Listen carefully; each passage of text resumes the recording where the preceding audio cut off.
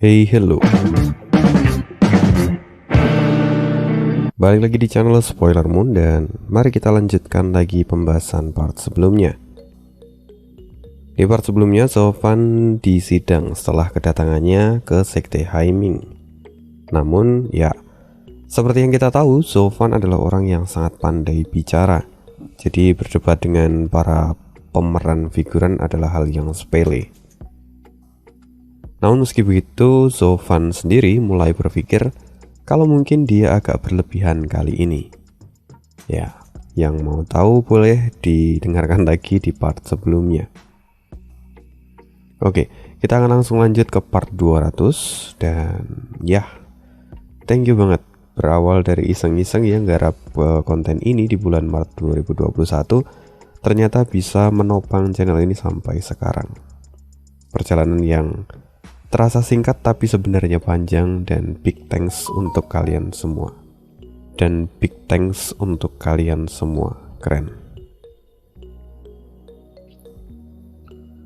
Oke, sorry di hari ini ya waktunya akan normal ya, nggak ada bonus yang gimana-gimana.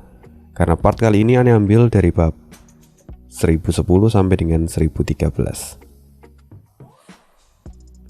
Setelah keluar dari pavilion Master Sekte, Sofan masih tampak merenungkan tindakannya di dalam persidangan itu. Dia berpikir bahwa mungkin dia terlalu berlebihan. Tapi ya itu sudah terjadi. Karena itu dia memilih untuk mengabaikannya sekarang. Dan selama di dalam perjalanan itu, Sofan tidak fokus pada lingkungan sekitar. Sampai sebuah suara masuk ke dalam telinganya dan memecahkan konsentrasinya. Tuanku. Mata Sofan langsung membatu. Dia terkejut karena tidak seharusnya ada orang yang mengetahui nama itu di tempat ini. Wajah Sofan menjadi serius dan kemudian menoleh ke arah sumber suara itu. Di sana terlihat seorang wanita cantik yang sangat familiar untuk Sofan, karena dia tidak lain adalah sangguan King Yan. Mata Sofan terbuka lebar dan dia terlihat begitu terkejut. Lagi pula, setelah pertemuannya yang terakhir dengan King Yan, keluarga Sangguan telah mendapatkan pedang suci yang mereka cari. Jadi seharusnya dia segera kembali ke Dongso. Namun Sofan tidak habis pikir, ternyata malah King Yan ada di Beizhou sekarang. Ya, Sofan memang tidak tahu kalau keluarga Sangguan memilih untuk pergi ke Beizhou dan mencari rute teraman meskipun agak memutar. Lalu setelah invasi dari Zhongzhou diumumkan juga, keluarga Sangguan memilih untuk stay di Beizhou, jadi tidak langsung kembali ke Dongzhou. Ketidaktahuan Sofan ini adalah hal yang wajar. Lagi pula setelah menyelamatkan Sange, Sofan itu hanya khawatir pada keadaan Sange. Jadi dia bahkan tidak memikirkan keberadaan dari keluarga Sangguan. Ini juga adalah salah satu bentuk kecerobohan Sofan sebelumnya. Andai saja yang bertemu Sofan kali ini adalah Sangguan Feixiong, dia pasti jatuh dalam masalah yang besar. Karena identitasnya sebagai keluarga Qian di Beizhou pasti akan langsung terbongkar gitu. Di sisi lain, King Yan yang sebelumnya ragu-ragu untuk menyapa, kini terlihat sangat bersemangat karena rupanya dia tidak salah orang. Lalu sambil berseru dia berkata, "Tuanku, ini benar-benar Anda. Awalnya saya pikir saya salah lihat dan Anda hanya terlihat mirip. Tapi rupanya..." Sofan langsung menutup mulut King Yan dan menariknya ke lorong yang gelap. Lalu berjalan terus ke arah hutan. King Yan terkejut. Sosok Sofan yang tidak kenal takut ternyata kali ini terlihat panik setelah bertemu dengannya. Lalu setelah beberapa saat akhirnya mereka sampai di tengah hutan. Dan di sana tidak lagi ada orang. Perlahan Sofan melepaskan tangannya dari mulut King Yan lalu berkata, "Kenapa aku bertemu denganmu lagi di sini?" Aku juga tidak tahu bagaimana kita bisa bertemu lagi di sini. Ini sungguh adalah sebuah kebetulan." Pipi King Yan pun memerah dan dia tidak bisa menahan tawanya. Sofan perlahan mengambil nafas dalam-dalam dan kemudian dia berkata, "Nona Sangguan, sesungguhnya aku sangat senang bisa bertemu denganmu lagi." "Sungguh? Aku juga sangat senang," kata King Yan yang langsung menyahut dengan penuh kebahagiaan. Tapi Sofan kemudian menepuk pundak King Yan dan menenangkannya agar tidak terlalu bersemangat. Sofan berkata lagi, "Tapi sekarang kita tidak bisa mengenang masa lalu. Aku ada hal penting yang harus dilakukan. Karena itu, aku harus pergi sekarang." "Apa? Kenapa begitu cepat? Kita baru saja bertemu." "Sayangnya situasiku sekarang sangat mendesak," kata Sofan dengan senyum masam. Lalu dia melanjutkan lagi, "Dan yang perlu kamu ingat satu lagi. Di sini aku bukan lagi Gu Yifan. Tolong anggap kita belum pernah bertemu sebelumnya. Dan juga tolong jangan beritahu siapapun tentang keberadaanku, atau aku akan mati. Apa kamu mengerti?" King Yan melihat Sofan dalam-dalam, lalu tiba-tiba dia tersenyum. "Tunggu, bukankah kamu Gu Yifan? Atau Gu Yifan sebenarnya adalah nama samaranmu? Lalu siapa kamu sebenarnya? Katakan padaku yang sebenarnya, karena ayahku saat ini sedang mencarimu siang dan malam." "Sangguan Fei Xiong mencariku? Apa yang dia ingin lakukan padaku?" King Yan masih diam. Lalu Sofan menghela nafas. "Nona Sangguan, jangan bercanda denganku. Sekarang aku sedang dalam operasi rahasia. Aku tidak bisa membiarkan orang lain tahu akan keberadaanku." "Operasi rahasia? Apa itu?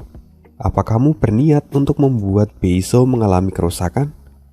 Jangan bertindak gegabah. Sekarang semua orang kuat berkumpul di sini untuk membantu Beiso." "Aku sama sekali tidak tertarik pada Beiso. Dan apa yang kulakukan tidak ada hubungannya dengan Beiso. Aku bisa bersumpah padamu." "Kalau begitu, apa yang mau kamu lakukan?" "Ini bukan menjadi urusanmu. Ini adalah rahasia. Jadi kuharap setelah aku pergi dari sini, kamu bisa menganggap kita tidak pernah bertemu. Jangan sampai ada orang yang tahu kalau aku ada di sini," kata Sofan. Tapi King Yan menatap erat wajah Sofan dan terlihat cemberut. Dia kemudian berkata, "Jadi kamu akan pergi setelah pekerjaanmu selesai? Apa kamu tidak akan mengganggu siapapun lagi?" "Tentu saja, kamu tidak perlu khawatir akan hal itu." "Tunggu, tapi bagaimana denganku? Kamu datang dengan tenang dan pergi dengan tenang juga. Meskipun begitu aku tetap mengkhawatirkanmu," kata King Yan. Sofan tidak bisa menahan gemetar di wajahnya.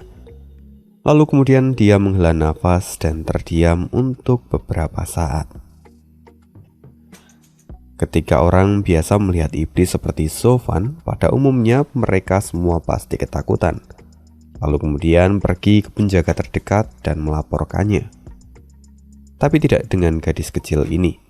Bahkan dia tidak berniat untuk melaporkan Sofan. Justru dia merasa kehilangan jika Sofan pergi begitu saja. Memikirkan semua itu, Sofan kemudian menghela nafas dan berkata lagi, "Baiklah kalau begitu. Aku nanti akan menyapamu sebelum aku pergi." "Jadi kamu akan berpamitan padaku sebelum kamu pergi?" Mata King Yan langsung terlihat berbinar. Dia sangat-sangat gembira. "Ya, aku akan melakukannya. Tapi pastikan bahwa kamu tidak akan memberitahu siapapun tentang keberadaanku."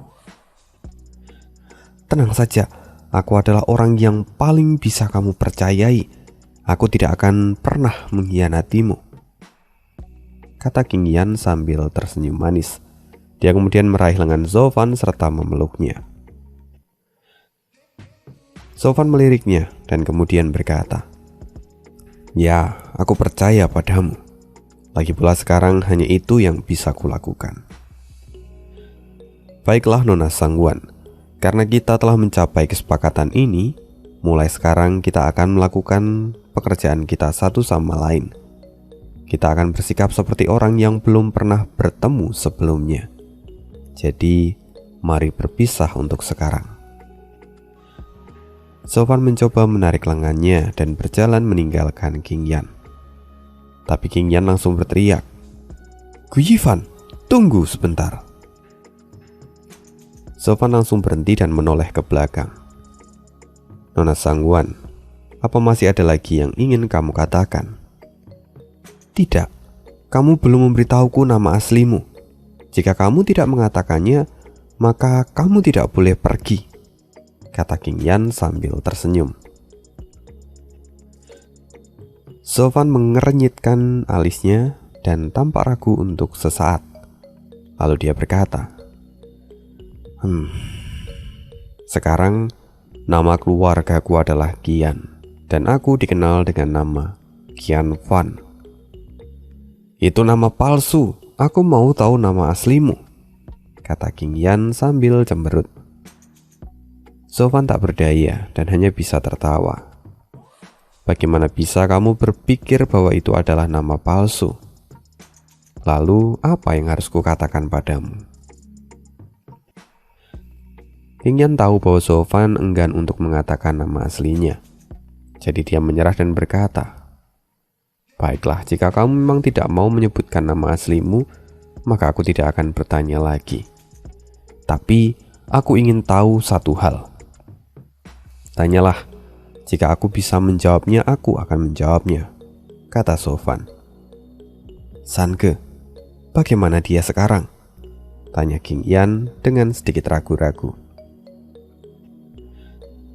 Untuk sesaat wajah Sofan menjadi masam, tapi kemudian dia menenangkan dirinya dan berkata, "Saat ini nyawanya tidak dalam bahaya, tapi dia masih dalam keadaan koma. Aku datang ke tempat ini untuk menyelamatkannya." "Apa? Jadi kamu datang ke Sekte Haiming untuk menyembuhkan Sange? Lalu bagaimana caramu untuk melakukannya?" "Nona Sangguan tidak perlu khawatir. Aku sudah mempersiapkan segalanya. Lalu apapun yang terjadi, hanya ada kata berhasil dan bukan gagal." "Jika memang seperti itu, maka kamu tidak perlu khawatir tentang rahasiamu. Aku tidak akan pernah mengatakan keberadaanmu pada orang lain. Jika itu untuk Sange, aku pasti akan melakukan yang terbaik," kata King Yan dengan bersungguh-sungguh. Mendengar itu Sofan tersenyum dan kemudian mengangguk. "Ya, aku percaya itu. Ini semua demi Sange dan kamu pasti akan melakukannya. Kalau begitu, aku akan kembali sekarang." "Oke, baik," kata King Yan sambil tersipu malu saat melihat Sofan lagi dan lagi. Perlahan Sofan pun menghilang dan meninggalkan tempat itu. Sedangkan King Yan pun kemudian berjalan ke arah kota dengan wajah berseri-seri. Bahkan dia pun bersenandung karena dia merasa sangat gembira. Namun sebelum dia bisa menyelesaikan nyanyiannya itu, sebuah tawa terdengar dan sebuah sapaan masuk ke telinga King Yan. "Yo, sebelumnya aku mendengar apa yang Paman Sangguan katakan, kalau adik King Yan kehilangan kebahagiaannya selama setahun terakhir. Tapi nampaknya hari ini adik King Yan tampak sangat gembira. Tidak seperti apa yang Paman Sangguan katakan. Ada apa ini sebenarnya?" King Yan segera menoleh ketika mendengar suara itu. Dia sendiri merasa familiar dengan suara ini. Lalu dengan senyum yang terus merekah, King Yan melihat ke arah wanita yang baru saja datang, di mana dia tidak lain adalah Murong Zue, si peri medis dari Nanzhou. Dia datang bersama dengan pelayannya Suo Er. Kamu Rong, kamu juga ada di sini? King Yan menjerit dengan penuh kebahagiaan, lalu kemudian berlari dan jatuh dalam pelukan Murong Zue. Murong Zue juga dengan lembut membelai rambut King Yan, dan dia pun tampak bahagia. Tentu saja, aku ada di sini karena Beizhou sedang dalam masalah genting. Jadi kita dari ketiga wilayah lain memang wajib untuk datang dan membantu.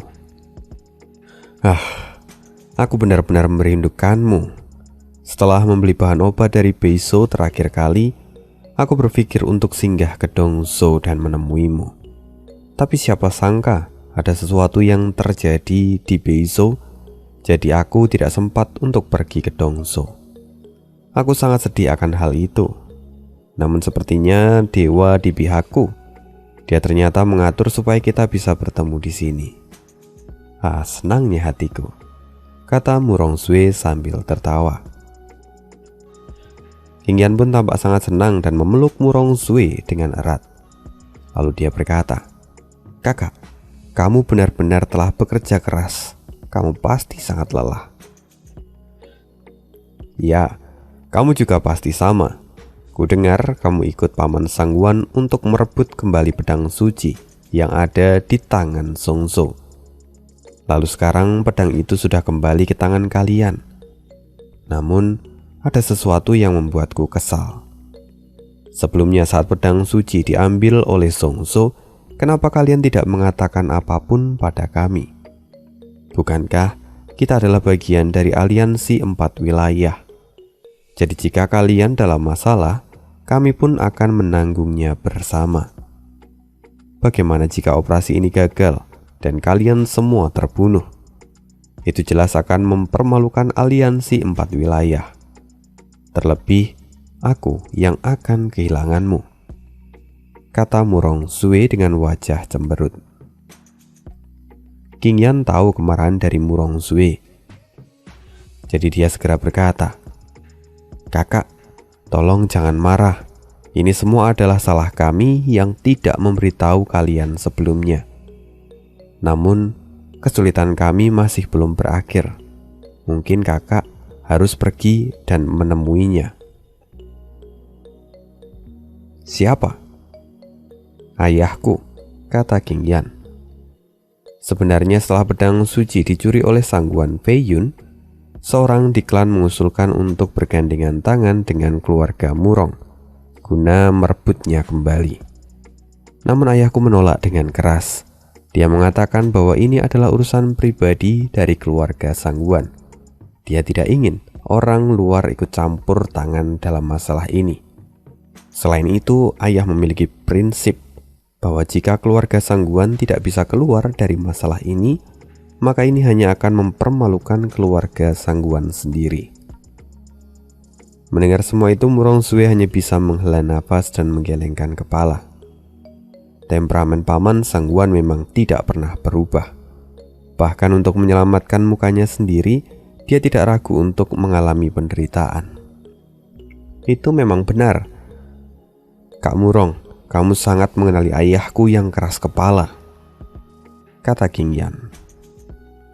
"Ya, tapi meski begitu, Paman pasti memiliki pertimbangan lainnya. Lagi pula sebelum ini, Nanzhou dan Zongzhou tidak memiliki begitu banyak konflik.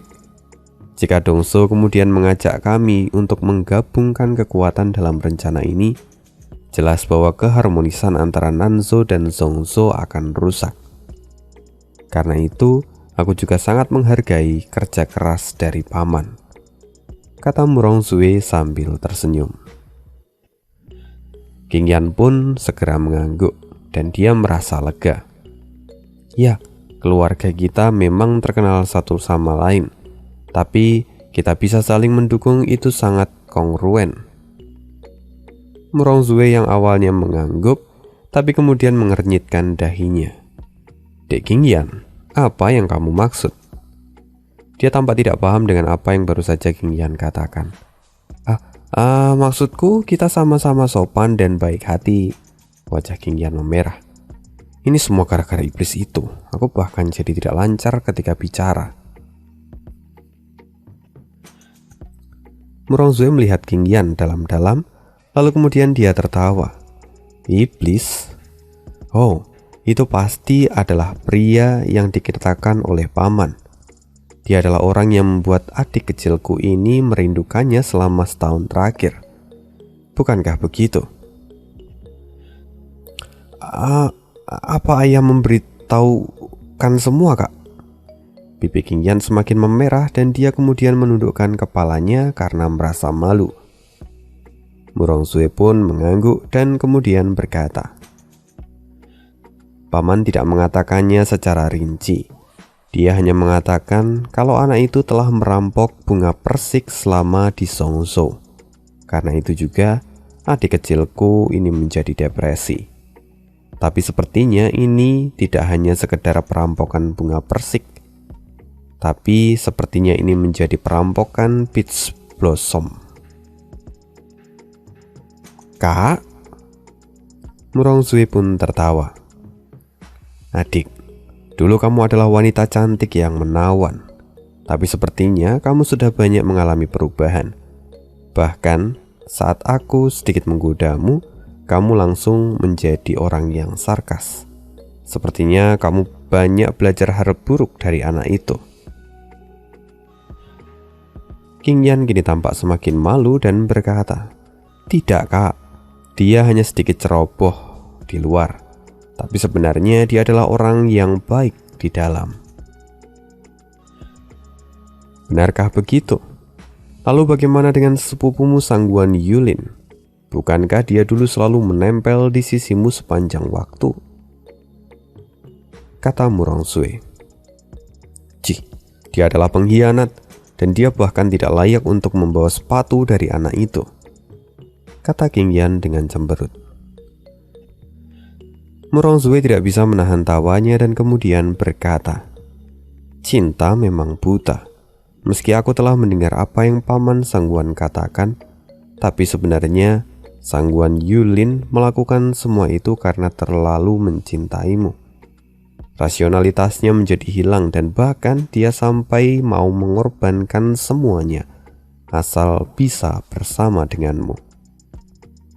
King Yan tampak tidak puas sama sekali dan berkata, Kak Murong, kamu terlalu membelanya. Semua orang dari keluarga Sangguan juga tahu seperti apa dia. Dia adalah orang yang picik dan tidak layak untuk dikenang.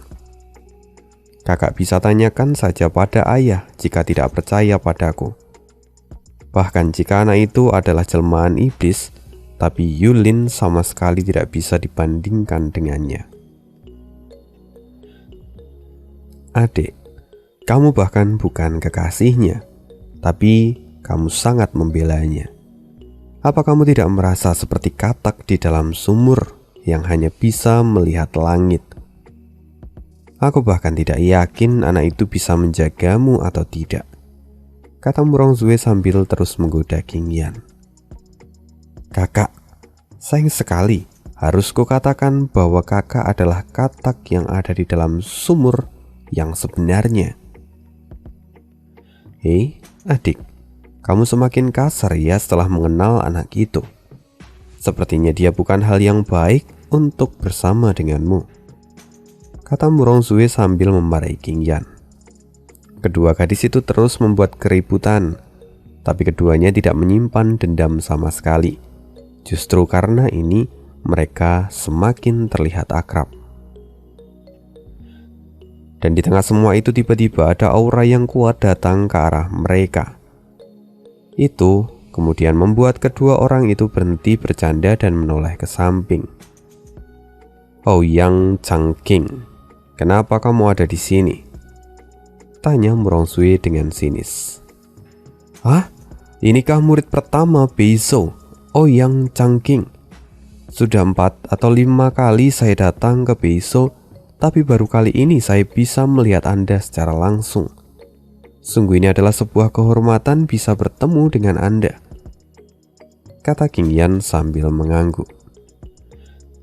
Ouyang Changqing kemudian tertawa dan dia berjalan maju. Nona Sangguan terlalu melebih-lebihkannya. Tapi selama ini saya selalu berada di pengasingan. Jadi saya sangat jarang bertemu dengan orang. Karena itu juga sangat wajar kalau Nona Sangguan tidak pernah bisa melihat saya sebelumnya. Lalu, Sue Mei, lama tidak bertemu. Apakah kamu merindukanku? Kata Ouyang Changqing sambil mendatangi Murong-Zue dengan senyuman.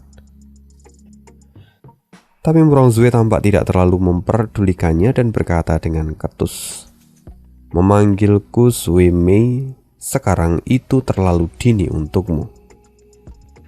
"Kenapa?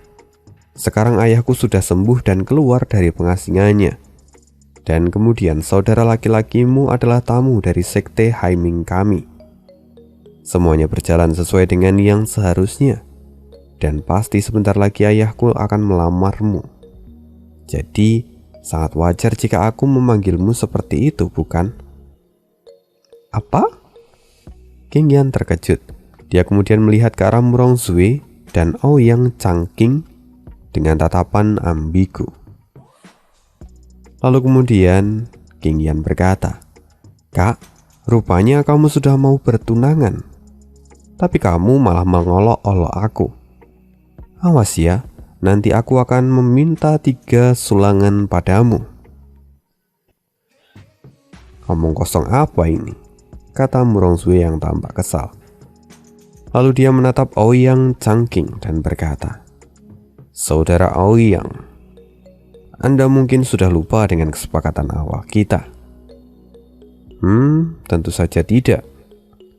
Aku masih mengingat semuanya," kata Ouyang Changqing. Lalu dia berkata lagi, "Aku pasti akan menggenggam surga di bawah telapak tanganku dan menggoncang 5 negara. Aku yang akan berdiri di antara 10.000 orang. Itu adalah aku." Tapi Murong-Zue tampak cemberut dan mengejek. "Jadi, apakah Tuan Muda Ouyang sudah memenuhi persyaratan itu sekarang?" "Ya, meski saat ini masih 3 dari 4, tapi cepat atau lambat aku akan memenuhi semuanya. Karena itu, pertunangan ini akan tetap dilaksanakan." "Bagaimana bisa saudara Ouyang memiliki harapan yang begitu tinggi?" kata Murong-Zue yang tidak bisa menahan cibiran di wajahnya. Ouyang tampak agak kesal dan kemudian mengangkat kepalanya dan berkata dengan penuh keangkuhan, "Pertama, aku yang akan menjadi penerus dan pemegang pedang suci. Ayahku Ouyang Lingtian adalah yang terkuat di Beizhou sekaligus pemegang pedang suci sebelumnya." Murong-Zue menggelengkan kepalanya.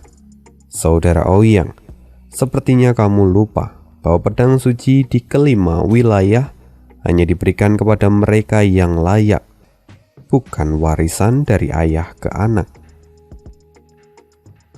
Ouyang segera mengangguk dan masih membusungkan dadanya. "Itu memang benar, tapi selain aku adalah keturunan dari Ouyang Lingtian, aku adalah pemegang kursi puncak dalam kompetisi murid di Beizhou. Aku adalah si jenius dari wilayah Beizhou dan satu-satunya orang yang layak memegang pedang suci penyegelan surga di masa depan. Tentang hal ini, kurasa Sue Mei tidak akan bisa menyangkalnya." Tapi Murong-Zue membuang mukanya ketika mendengar semua itu, dan dengan enggan dia tidak mau mengakuinya. Melihat ini, Ouyang Changqing tidak bisa menahan senyum di wajahnya lalu melanjutkan, "Ketika nanti aku menjadi nomor 1 di Beizhou, aku jamin bahwa tidak akan ada masalah yang terjadi di kelima wilayah bagian." Kau cukup percaya diri rupanya. Lalu bagaimana dengan orang itu?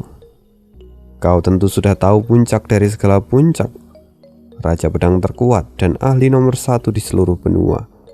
Raja pedang tak terkalahkan Bai Li Yutian. Dia sangat kuat. Dalam 10.000 tahun terakhir, tidak ada satupun yang bisa dibandingkan dengannya. Dan mungkin dalam beberapa ribu tahun ke depan pun tidak akan ada perubahan. Ouyang Changqing tampak merenungkannya sebentar, tapi kemudian berkata, "Sui Mei, kamu benar-benar menganggap remeh diriku. Aku adalah orang yang ditakdirkan untuk menjadi perintis. Aku yang nantinya akan memiliki pencapaian besar dalam ilmu berpedang. Dan aku akan menghancurkan sejarah panjang dari kerajaan pedang tak terkalahkan. Akan kutulis ulang semuanya dan aku akan menjadi orang yang terkuat di seluruh benua." Murongzui tampak dingin lalu berbisik pada Qing Yan, "Kau tahu, inilah alasan kenapa aku tidak menyukai orang ini. Dia terlalu arogan dan tidak realistis. Dia bahkan belum pernah bertemu dengan Bai Yutian, namun sudah berangan-angan untuk melampauinya. Itu sungguh adalah mimpi yang bodoh." Qing Yan pun perlahan mengangguk sambil tersenyum. "Karena itu masalahnya, bahkan jika dia melampaui Bai Yutian pun, aku rasa kakak tetap tidak akan menempatkan orang ini dalam hati kakak." Itu sudah sangat jelas," kata Murongzui. Mereka berdua berbisik di saat Ouyang terus mengoceh. Lalu dia kembali mengepalkan tangannya dan berkata dengan penuh rasa percaya diri, "Ratusan kebaikan dan bakti akan datang. Tidak peduli bagaimana alurnya, tapi aku pasti akan menjadi yang terkuat di dunia. Lihat saja, aku pasti akan mengalahkan Raja Pedang tak terkalahkan," kata Ouyang. Qing Yan kini semakin memahami ucapan dari Murongzui. Dia sendiri tidak bisa menahan senyum pahit di wajahnya. Sekarang aku benar-benar tahu apa yang dikatakan oleh Kak Murong. Anak ini terlalu banyak berimajinasi. Hei, ini bukanlah khayalan. Cepat atau lambat, ini akan terwujud, kata Ouyang Changqing dengan wajah serius. Tapi Murongzui memutar matanya dan kemudian menghela nafas. "Kalau memang begitu, sekarang pergilah dan kembalilah jika kamu sudah berhasil mengubah imajinasimu menjadi kenyataan." "Adik Qing Yan, ayo pergi dari sini. Jika kamu terus memperhatikan anak ini, maka itu sama saja dengan membuang-buang waktu," kata Murongzui sambil menarik tangan Qing Yan. "Tidak, tunggu, Sui Mei. Aku pasti akan menjadikan ini sebagai kenyataan. Kamu harus percaya padaku." "Omong kosong," kata Murongzui yang tampak kesal. "Sui Mei, kamu harus percaya padaku." Namun Murongzui tampak mengabaikan Changqing. "Changqing, aku percaya padamu." Sebuah suara tiba-tiba terdengar dan sosok yang tidak asing datang ke sana. Orang itu tidak lain adalah Murong Li, dan dia kemudian berkata lagi, "Aku belum bertemu denganmu selama beberapa tahun, tapi saat ini keterampilanmu sudah meningkat dengan pesat. Bahkan kau sudah menembus tahap 8 ranah Soul Fusion. Di 3 wilayah lain, tentu kamu adalah orang yang memiliki perkembangan yang paling cepat. Kamu jelas memiliki masa depan yang sangat cerah." Melihat Murong Li datang, Ouyang langsung membungkuk dan dengan wajah yang gembira, "Kak Murong, sudah lama aku merindukanmu." Di samping, Murongzui yang melihat kakaknya datang itu tidak terlihat senang seperti biasanya. Malahan dia berkata dengan sinis, "Aku bahkan tidak tahu kenapa kakakku sendiri yang menjualku pada orang konyol ini." "Sui Er, apa yang kamu katakan?" "Tidak, lupakan saja. Sekarang kakak sudah kembali. Apakah kakak sudah mendapatkan petunjuk tentang orang itu?" tanya Murongzui yang mencoba mengalihkan pembicaraan. Murong Li awalnya tersenyum tapi tiba-tiba menjadi serius. Sayang sekali, 3 orang itu benar-benar bergerak seperti hantu. Mereka muncul dan hilang secara tak terduga. Bahkan Sudah 5 bulan sejak hari itu. Kita sama sekali tidak bisa menemukan petunjuk tentang mereka. Wow, apakah benar ada orang yang tidak bisa ditangkap oleh sang dewa pedang Lieyang? Siapakah orang itu? Apa dia sangat kuat sampai menyebabkan kegusaran pada Patriark Murong? Tanya King Yan dengan wajah penasaran.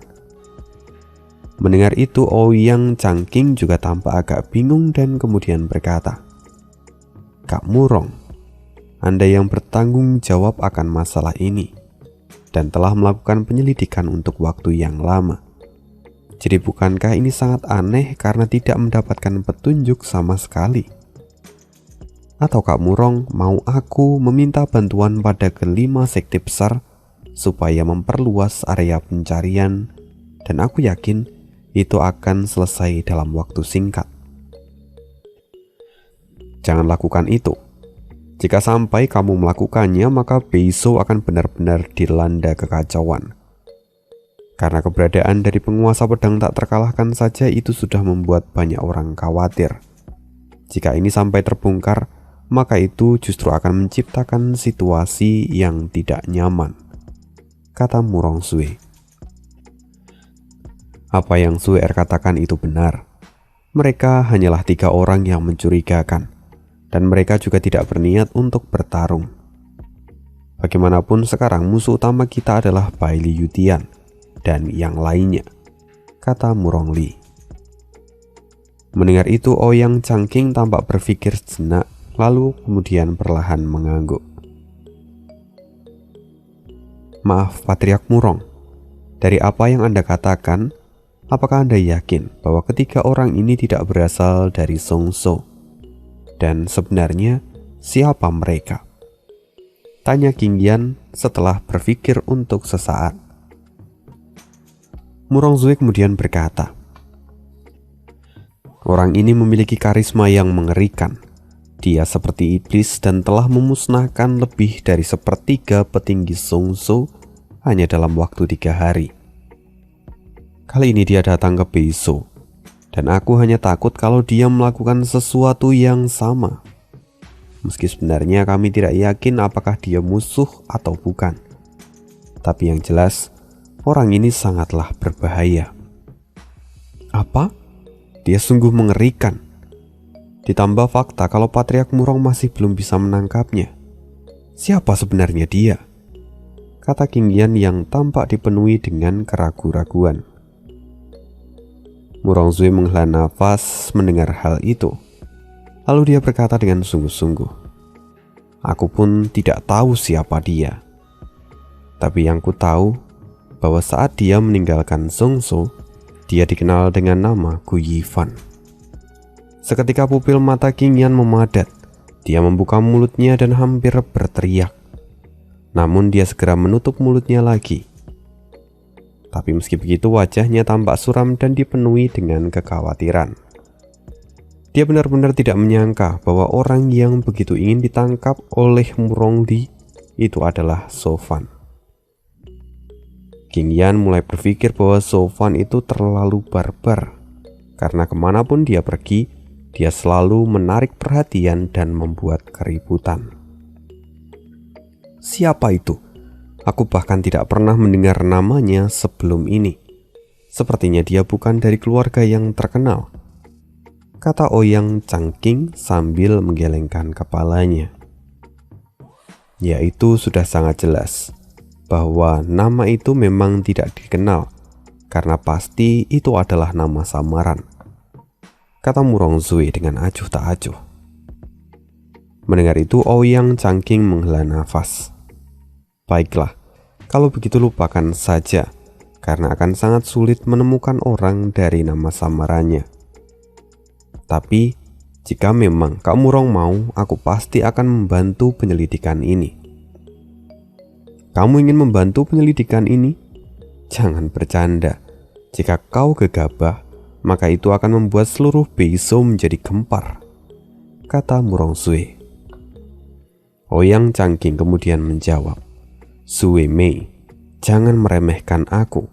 Aku handal dalam urusan seperti ini. Bahkan sebelumnya Master Sekte Ling secara pribadi mengutusku untuk melakukan sebuah penyelidikan pada seseorang. Dia adalah salah satu dari 3 keluarga pedagang terbesar di Beiso. Namanya adalah Qian Fan. Dia baru saja masuk ke dalam Sekte Haiming bersama dengan karavannya. Tapi orang ini terlalu aneh sebagai seorang manajer keuangan. Jadi aku diminta untuk melakukan penyelidikan. Qian Fan? Kata King Yan yang tampak terkejut dan tidak sadar. Wajahnya pun seketika berubah menjadi pucat. Dia ingat lagi bahwa itu adalah nama yang sebelumnya Sofan sebutkan sebelum dia pergi. Kini King Yan semakin cemas karena ada begitu banyak pisau yang saat ini mengarah pada leher Sofan. Tapi dia sendiri tidak tahu harus berbuat apa. Melihat perubahan wajah dari King Yan, semua orang tampak mengerutkan keningnya. Lalu Murong Sue bertanya, "Dek King Yan, apa yang terjadi denganmu? Apa ada masalah?" Tidak. Aku hanya tiba-tiba memikirkan sesuatu masalah dan membutuhkan bantuan dari Patriark Murong," kata King Yan sambil menutupi keterkejutannya sendiri. Murong Li kemudian ikut tertawa. "Jadi begitu. Kupikir Nona Sangguan ini mengenal manajer keuangan dari keluarga Qian ini." Tentu tidak. Lagi pula di mana saya mengenal pengusaha dari Beiso? Lebih tepatnya saat Senior Ouyang menyebutkan nama orang itu, saya juga teringat akan masalah keluarga saya. Karena itu juga saya berteriak. King Yan mencoba yang terbaik agar tidak membuat Murong Li dan yang lainnya curiga. Sampai akhirnya Murong Li pun mengangguk dan berkata, "Jadi Nona Sangguan, apa yang sebenarnya begitu mendesak dan membuatmu seperti ini?" Itu King Yan tampak ragu untuk beberapa saat. Tapi dia tidak punya pilihan lain selain menjadikan ini sebagai alasan. Karena itu dia pun berkata, "Sebenarnya ayah saya tidak mengizinkan untuk mengatakan hal ini pada siapapun. Tapi sebagai seorang putri, aku tidak tega dia menanggung semuanya sendirian." Wajah Murong Li menjadi serius dan kemudian berkata, "Ada apa dengan Patriark Sangguan? Sepertinya ini masalah yang besar sampai membuat dia sulit untuk mengatakannya sendiri. Katakan, aku pasti akan membantunya." Namun Patriark Murong, Anda tahu bahwa ini adalah rahasia. Jadi bisakah?" "Tentu saja, katakan saja, aku pasti akan menjaga rahasia ini," kata Murong Li meyakinkan. "Benar Nona Sangguan, percayalah pada kami. Setelah ini, semuanya masih akan tetap menjadi rahasia," kata Ouyang Changqing. King Yan merenung sejenak, lalu kemudian memberanikan diri dan berkata, "Sejujurnya meski kali ini kami telah mengambil kembali pedang Chong Tian dari Song Shou, tapi pedang itu sudah tidak berguna lagi." "Apa?" Murong Li matanya tampak memadat dan terkejut. Kelima pedang suci dari masing-masing wilayah itu bisa memotong besi seperti lumpur, menghancurkan langit dan menutupi bumi. Itu adalah benda terkuat di seluruh dunia. Jadi bagaimana mungkin pedang itu tidak berguna lagi? Patriark Murong salah paham bahwa aku mengatakan kalau itu tidak berguna lagi, tapi sebenarnya tidak ada kerusakan pada bagian luar pedang ini. Hanya saja saat ini jiwa pedang itu telah disegel, dan tidak peduli sekeras apapun kami mencoba, tapi itu tidak menghasilkan perubahan apapun. Jadi pada dasarnya, pedang itu sekarang tidak ada bedanya dengan sepotong besi tua. Sudah hampir 1 tahun, ayah dan juga 3 tetua agung dari keluarga kami mencoba untuk memecahkan segel ini. Tapi segel dari pihak lain sangatlah aneh dan kuat, sehingga itu tidak menghasilkan terobosan sama sekali. Jadi jika memang bisa, Saya ingin meminta bantuan dari Patriark Murong untuk membantu ayah saya. Wajah Murong Li tampak serius. Lalu kemudian dia berkata dengan sungguh-sungguh, "Aku tidak mengerti kenapa Patriark Sangguan tidak mengatakan apapun padaku. Meski sebenarnya kalian dalam masalah besar saat ini. Ini adalah masalah dari Dongso. Namun saat ini situasinya sangat mendesak. Tanpa adanya pedang suci kalian, kita akan sangat kesulitan untuk menghadapi Bai Liu Tian. Changqing, sekarang pergi dan temuilah ayahmu. Ceritakan tentang masalah ini. Aku sekarang akan pergi menemui Patriark Sangguan terlebih dahulu. Sweer, ayo segera pergi, ikut denganku. Kita akan cari tahu tentang segel ini," kata Murong Li dengan penuh ketegasan. Tampak sekali raut wajah dari Murong Li itu sedang sangat marah. Bahkan jika keluarga Sangguan adalah sekutu sekaligus saudara baginya, tapi menyembunyikan masalah sebegini besar di saat kritis itu tidak bisa ditoleransi. Ouyang Changqing pun segera berkata, "Tapi Kak Murong, sekarang saya masih dalam misi yang diberikan oleh Master Sekte Ling. Misi yang kau terima itu hanya menyelidiki orang yang mencurigakan. Kamu bisa melakukannya kapan saja. Sekarang situasinya sangat genting. Jika kita tidak bisa memecahkan segel dari pedang suci yang dimiliki oleh Dongso, itu akan menyebabkan masalah besar. Jadi segeralah kembali dan temui ayahmu." Mendengar itu, Ouyang tidak punya pilihan lain selain mengikuti perintah dari Murong Sui dengan segera. Kini semua orang pun segera bergegas pergi, dan hanya King Yan yang tertinggal di tempat itu. Matanya tampak khawatir dan dia pun segera berangkat. Namun arahnya berbeda dengan yang dituju oleh Murong Sui ataupun Murong Li. Dia bergegas ke arah lain sambil bergumam, "Ayah, maafkan aku. Putrimu ini tidak punya pilihan lain selain menggunakanmu sebagai tameng. Aku harus pergi dan memberitahu dia, atau dia bisa mati karena dikeroyok." Tampak kekhawatiran di wajah King Yan. Dan kerennya di bagian ini adalah Sofan. Hanya seorang Sofan. Dia bisa membuat semua orang menjadi kerepotan.